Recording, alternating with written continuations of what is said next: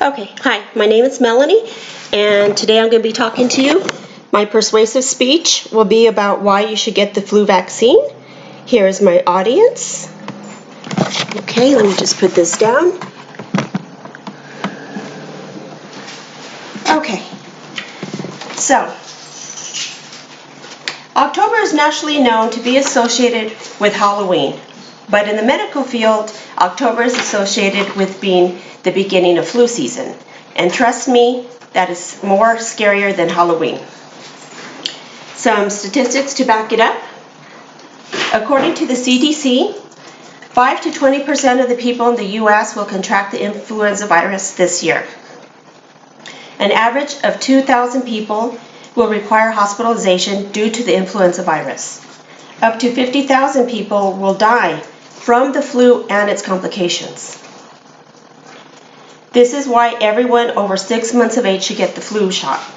The flu season is considered to be between October and May, so the best time to get your flu vaccine would be at the beginning of October. That way you'll be protected, hopefully, through the whole flu season. The flu season is caused by a virus. There are 3 types of the flu virus. There's A, B, and C. A is the most serious and it is the most common. It is the only type that's known to cause widespread outbreaks such as the H1N1. Then we have type B, which is also seasonal but not as serious as A and not as common either. Then we have type C, which is the flu, which has milder symptoms. So basically, the influenza virus is an infection that's caused in the respiratory tract, which includes our nose, our throat, and our lungs. The virus is usually inhaled or it's transmitted through our fingers from touching someone or something, such as maybe a coworker. You share the same office equipment, coffee pot, doorknobs. Maybe your friends, you share food, you share drinks, you share makeup, you share your cell phones. Maybe you go to the gym, somebody's sick, they're touching the equipment, they're touching the water fountain, they're touching doorknobs again, and then you're going to get it. So basically, you have it on your hands, and then you touch a mucous membrane, again, which is your mouth, your nose, or your eyes.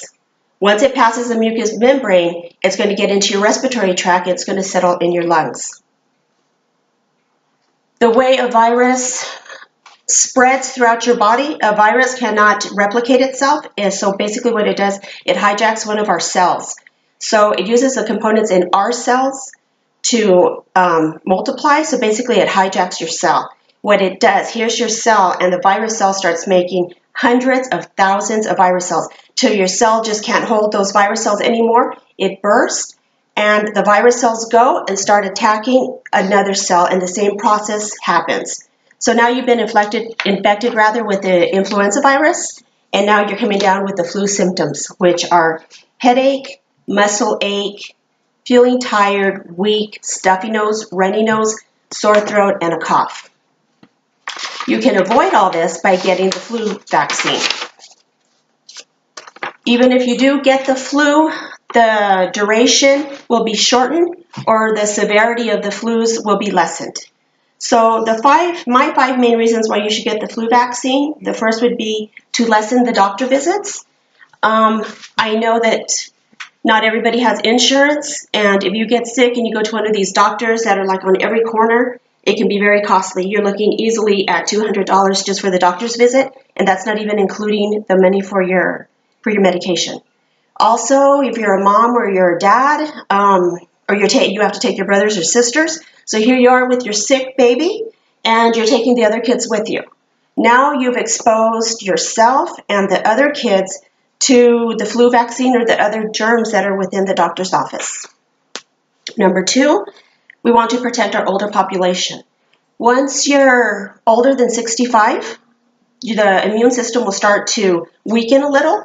You may have a secondary condition, comorbidities they're called, like diabetes, hypertension. Maybe you're on chemotherapy. People who are on chemotherapy, their immune system will start to weaken, and catching the flu can actually be deadly for them. So we want to protect our moms, our dads, our aunts and uncles, and our grandparents, of course. Number 3, it helps to protect pregnant women. Not only the pregnant women, but the newborns as well. The newborns will be protected for up to 6 months, and then that's when actually they can have the flu shot, is starting at 6 months, so they'll be protected. Number 4, we want to protect our children. Children, young children, their immune system is still developing, so they go to school, and parents send their kids to school sick. So you have the child that is sharing school supplies, they're sharing the bathroom, the doorknobs, the water fountain, the playground equipment, and then they're going to get sick. Not only that, maybe you're having visitors coming to the house, family, friends, play dates. If they're sick, now they're introducing it to your child at home, and that's also putting everybody else at risk. Lastly, we want to save sick days.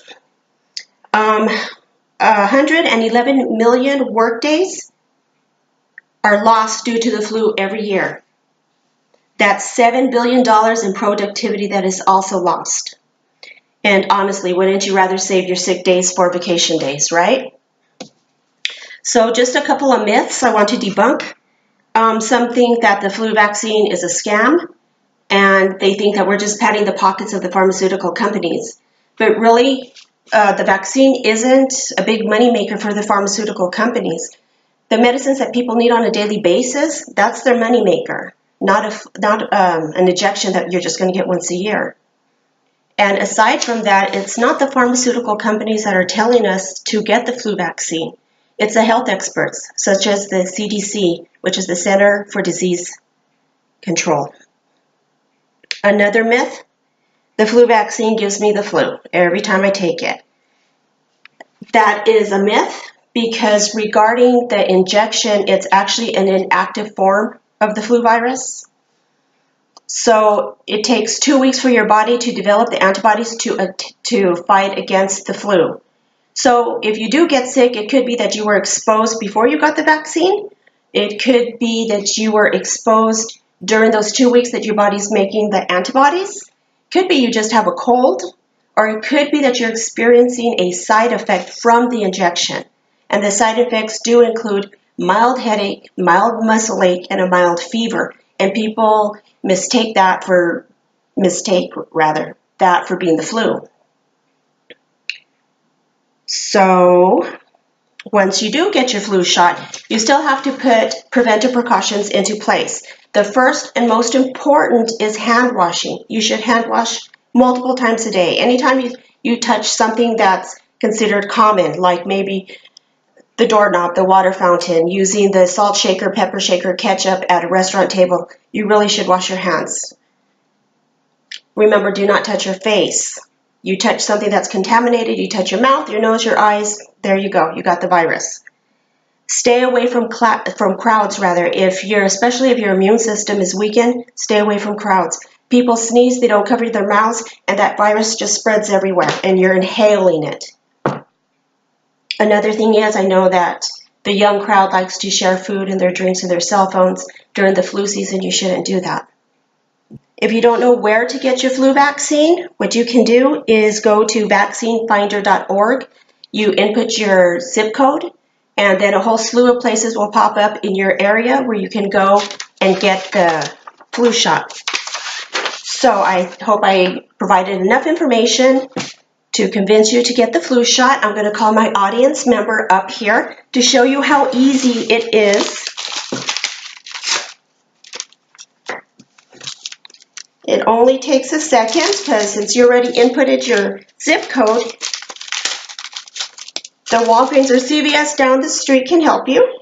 And so really, it's as easy as 1, 2, and 3. Go get your flu shot. Thank you.